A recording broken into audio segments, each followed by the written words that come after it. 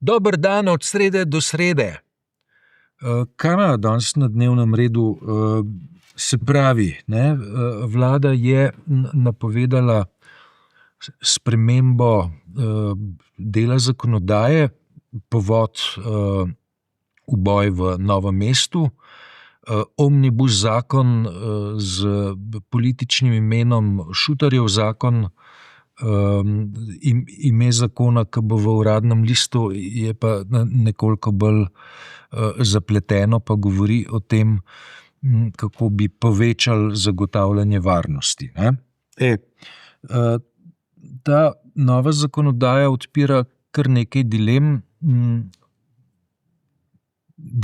ki so pomembne, dilem, pri katerih je treba včasih se zadeve lotevati s tresočo se roko. Mislim predvsem na ureditev zakonodaje, ki govori o tem, kako poteka kazenski postopek. In tukaj je, po mojem, več dilem, kot se zdi pri potezah izvršilne veje oblasti, pa verjetno tudi zakonodajne veje oblasti. Ja, mislim, ta teden je v bistvu to osrednja zadeva. Tudi razprava je pokazala, drugače bi glede na en tedenski format imela še nekaj povedati verjetno o blokadi v ZDA, se pravi v razmerju med izvršno vejo oblasti pa med zakonodajno, oziroma med demokrati pa republikanci, ali še bolj med demokrati pa Trumpom. Tretja stvar je pa referendum, ki je pred vrati, o prostovoljnem končanju življenja. Ampak Šutarjev zakon je vzbudil neko razpravo v parlamentu, sprejemal se bo pa v ponedeljek. Se pravi, razprava v samem parlamentu, ki jo iskreno, ampak res iskreno povem, nisem mogel več kot toliko poslušati. Ker je bila v bistvu zdraharska. Demagoška, zdraharska, kaj? Ja, veš kaj, ta zakon je izredno resna stvar in pomeni odzivanje na eno zelo resno situacijo v jugovzhodni Sloveniji. To je prva ugotovitev. Druga ugotovitev je, da so se vsi strinjali, da treba nekaj narediti. In tretja ugotovitev je, da gre za politično pregret čas, volitve so pač čez pol leta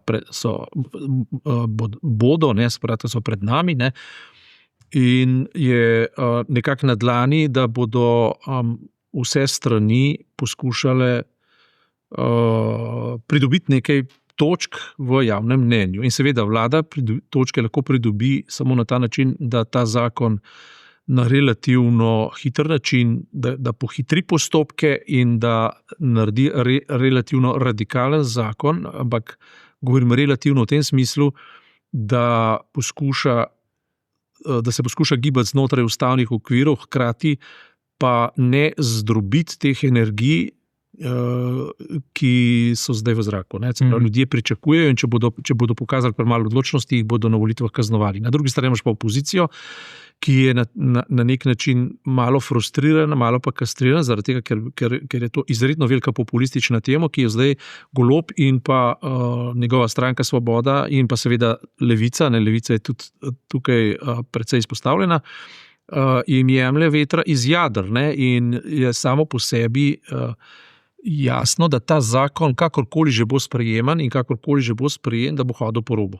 To je nekako za pričakovati. Na drugi strani imaš civilno družbo, spet zadnji so že imela pravno mrežo in pravno mreža je zdaj utemeljeno seveda izrazila pomisleke, da se tako, kot si rekel, take stvari počnejo s tresočo se roko. Pred volitvam pa se roke ne tresajo pri pisanju zakonov, ampak se tresajo kje drugje. In v parlamentu so se tresle in so se obmetavali na dosti nizke načine, od SDS-a do NSI-ja, potem se je temu priključila božičnica, ki so jo preimenovali v zimski regres, in potem so govorili o Golobovih bombončkih, kar je seveda vse res.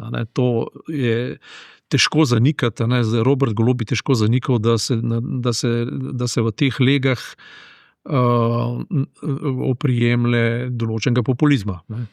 In seveda to izredno težko spraviti v gabarite ene zmerne in pametne politične kulture, ki sem jaz pripravljen še prenašati, pa gledati po televiziji, recimo. Ali pa si trpel. Nisem dosti trpel, zamenjal sem kanal.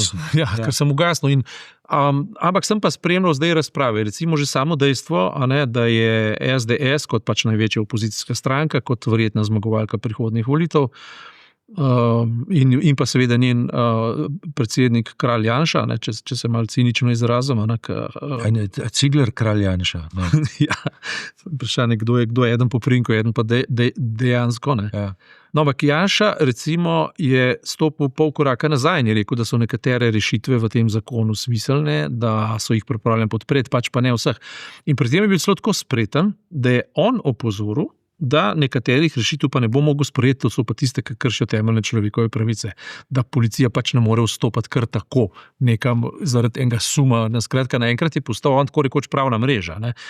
Ampak v ozadju tega njegovega strahu ni samo politična premetenost, ampak realen strah, ker v njegovi volilni bazi verjetno zelo veliko takih, ki imajo orožje na črno, ki imajo nelegalno orožje, ki ga... Je pa ta napoved, kako ne rečem, amnestije za tiste, ki imajo doma orožje, pa ga lahko brez slehernega tveganja oddajo. Ja. Ta napoved se mi zdi pa smiselna, pa koristna, pa tako, korak k temu, da imamo po eni strani razorožitev, zmanjšanje tveganj, predvsem pa zmanjšanje nekih ilegalnih tovorov, ki so morda še vedno v kleti, kdo ve od kdaj, ne?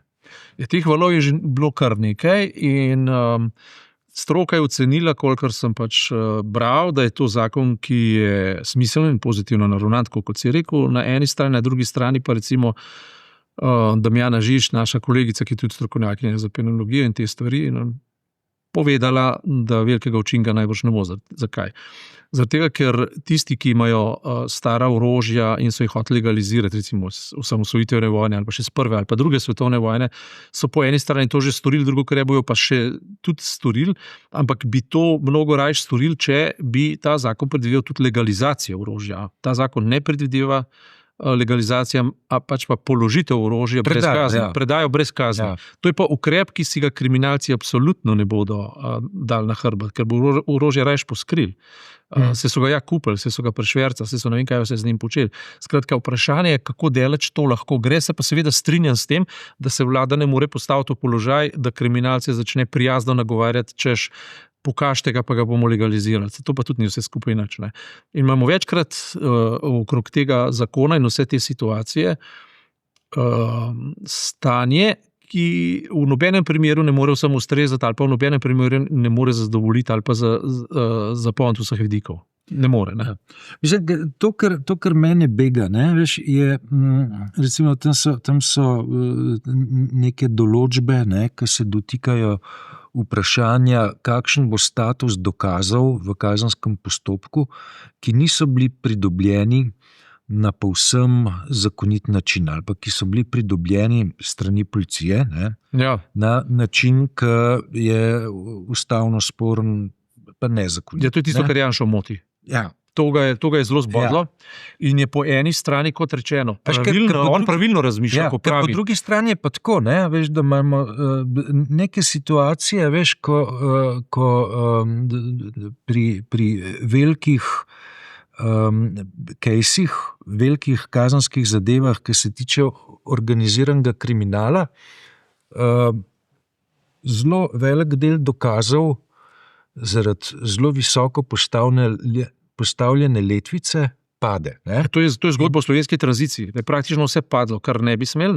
Po drugi strani se pravi, da so bile pravice varovane po tako visokih standardih, da noben kriminalc praktično več ni bil kriminalc. Zdaj govorim o ljudeh, ki prekupčujejo s heroinom. Ne govorim o malih tatvinah, ampak o organiziranem kriminalu, ki...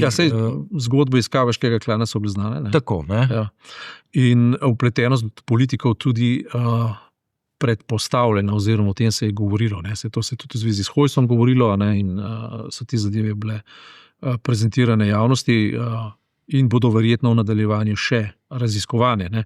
Ampak kar se tiče varnosti v jugovzhodni Sloveniji, jaz bi dejansko zagovarjal stališče naprej, da je s kriminalom treba opraviti radikalno. Ampak tako, kot pri vseh zadev pravijo, hudič tiči v podrobnostih. In vemo, da je politični položaj tak, da bo zdajšnja oblast morala pokazati hitre in učinkovite rezultate. In že zdaj vemo, da se bo to sprehajalo po meji ustavnosti. In tukaj ima civilna družba pač prav, ko pravi. Jaz se spomnim enega, nisem pravnik, noben od naju ni pravnik, ampak gre pa za pravno-filozofski nasvet. Hudi cases, hudi primeri botrujejo slabim zakonom. To je misel ameriškega vrhovnega sodnika izpred desetletij, če ne stoletij. Zdaj temeljno vprašanje je samo, kaj je boljše in kaj je slabše. To se pravi, ali dobiti zakon, kakršen pač bo in ga potem preizkušati in popraviti, ali nič ne narediti. To je zdaj vprašanje. Golob on ni tako nesebičen ali pa če hočeš tako neumen, bom kar direktno rekel, da tega trenutka prvič ne bi politično zagrabil, ker se mu ponuja, drugič pa, da bi se pustil, da bi ga drugi zagrabili. In on mora zdaj pokazati trdo roko, oziroma mora pokazati neko določeno odločenost, moč in doslednost. Beseda doslednost je zelo veliko uporabljena. In beseda doslednost bi bilo treba tudi se pravi uporabljati ne samo v razmerju zakona ali represivnih organov do oblasti, ampak tudi obratno. Doslednost bo treba uporabljati tudi, kako država preganja ljudi selektivno, in to ima Janša prav. In tako on regrutira svojo volilno bazo. Nekatere da, druge ne. Nekatere hitro, nekatere počasno. Nekatere dosledne, druge nedosledno. To je dejstvo. Pri nas status pravne države je izredno kompromitiran in se dogajajo velike sistemske krivice, katerim botruje država sama. In kot državljani civilne družbe bomo mogli tudi državo na odgovornost poklicati. In konkretni ljudi, ki so upravljali za državo v danih razmerah. 30 let se vleče določene tranzicije na vseh področjih, 30 let ljudi iščejo pravico, po 30 letih najbolj vitalnega življenja ugotovijo, da so nedolžni oziroma da ali so oproščeni, kdo jim bo vrnil 30 let njihovega življenja. To je približno tako kot v ZDA, ko imaš ljudi, ki so po 30-40 let zaprti, 50 let zaprti, potem jih pa spustijo pa rečejo, vi ste nedolžni, prišli so novi dokazi. Kaj bo zdaj naredil? Se bo preselil nazaj v svoja 20 leta in zaživil svoje življenje na novo. In je konc. In ti življenje gre skozi. Ko postane pravna država orožje v rokah nepridipravov zlikovcev oziroma zlobnežev, tisti, ki to lahko počnejo, tisti, ki imajo moč, ki imajo denar, moč, politično oblast. Tako se je izločalo politično konkurenco.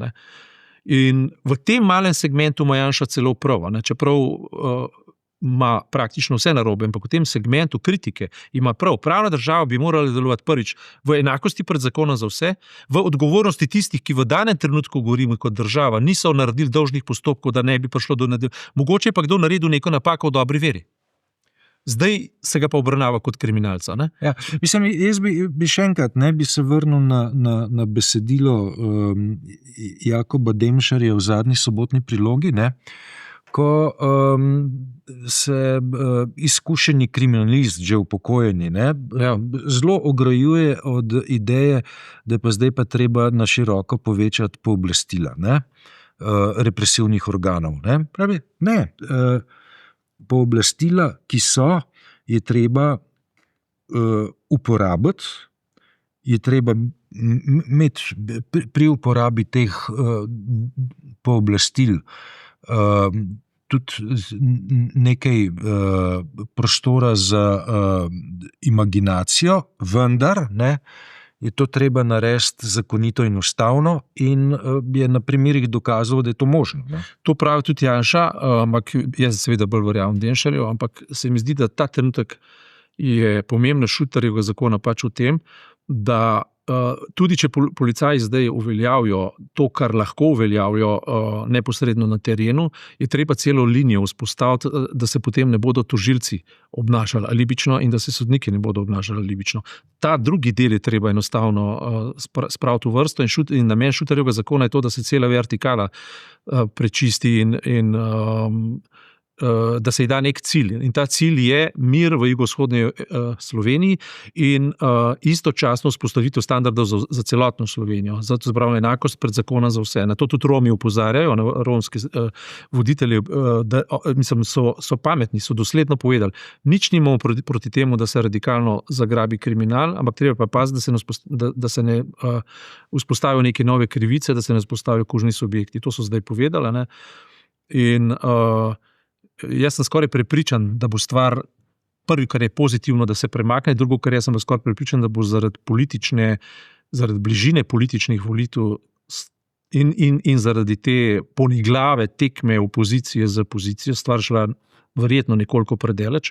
In potem samo upamo, da bo pravna država stekla na ta način, da bo te zakone, če bodo prišli na ustavno sodišče, obravnavala absolutno prednostno. Ne tisti čez 5 let, ampak takoj.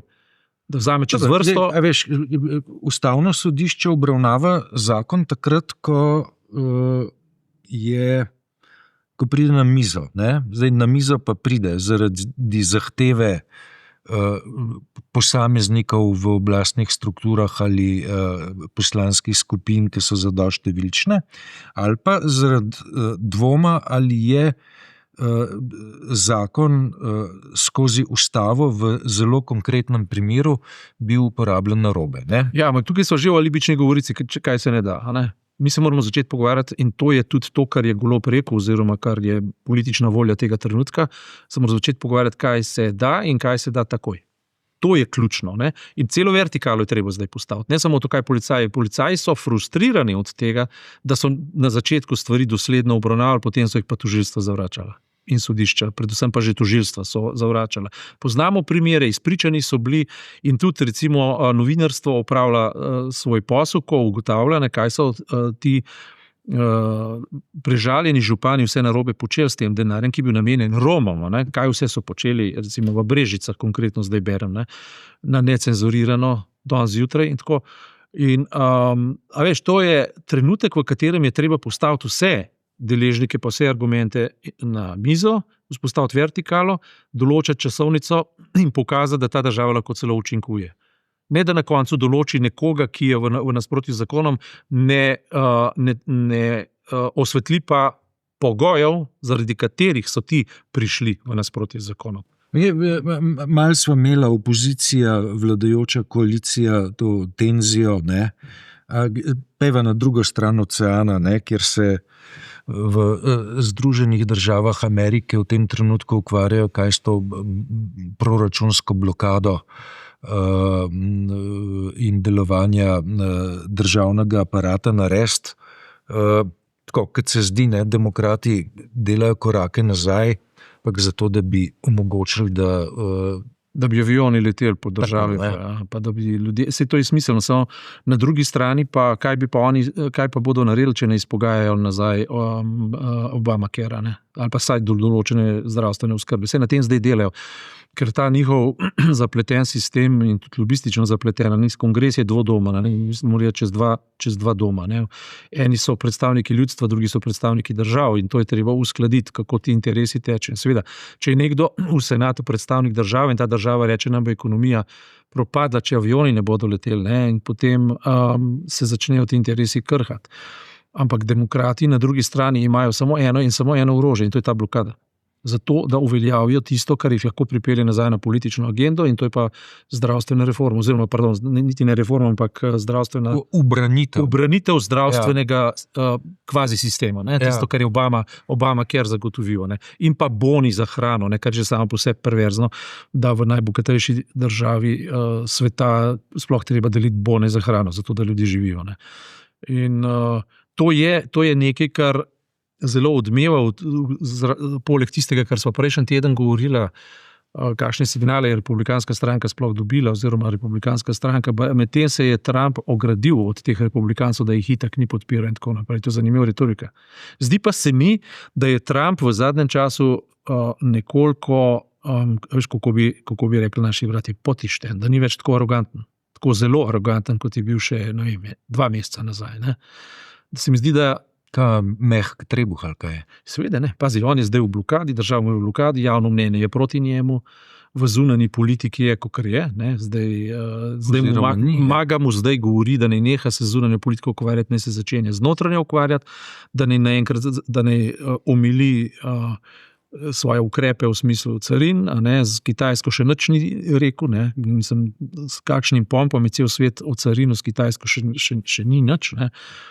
In tako naprej. Skratka, cel svet je pa odvisen, vse borzna dogajanja so odvisne od tega, kar se v Ameriki dogaja. Ne? In cel svet potem živčen. Logično. Ne? Ampak hočem to povedati. To, kar gledamo v Ameriki, ne, je v bistvu predokus tega, kar nas čaka, če bomo delali mi napačne odločitve v naslednjih volitvah. Ljudje imajo pred sabo zdaj celotno sliko, kaj se dogaja. Jaz danes lahko 3-krat rečem, da ima Janša v nekaterih segmentih prav, ampak boj se ga potem, ko bo oblast prevzel. Ne? In ne rečem, da je zato treba Goloba voliti, ampak rečem, da se moramo neverjetno bati, da ne pademo v ameriški scenarij. Neverjetno. To je tako realno potencialno slabo in tem se moramo pogovarjati, še in še pogovarjati. Sploh ne gre za, da bi preferirali koga, ampak treba je pa vedeti, česa nočemo. Dobro, naslednji teden mene ni. Tebe ni. Se pravi, imava naslednjo razpravo po 23. Oziroma po referendumu o zakonu o pomoči pri prostovoljnem končanju življenja. Tako. Hvala za tokrat, srečno pot. Hvala.